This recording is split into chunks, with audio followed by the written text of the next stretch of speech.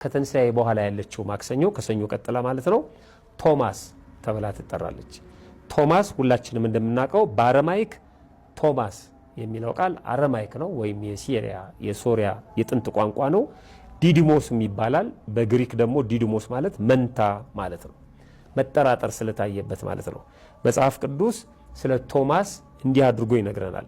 ነገር ግን ከ12ቱ አንዱ ዲዲሞስ የሚሉት ቶማስ ኢየሱስ በመጣ ጊዜ ከነሱ ጋር አልነበረም። ክርስቶስ ትንሣኤውን ለሐዋርያት ሲገልጥ በመካከላቸው አልነበረም። ቶማስ። ሌሎቹ ደቀ መዛሙርቱ ጌታን አይተነዋል አሉት።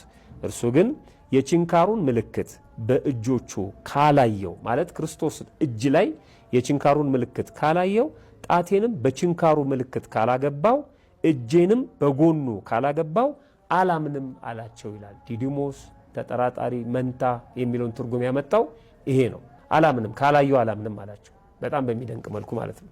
ከ8 ቀን በኋላ ደቀ መዛሙርቱ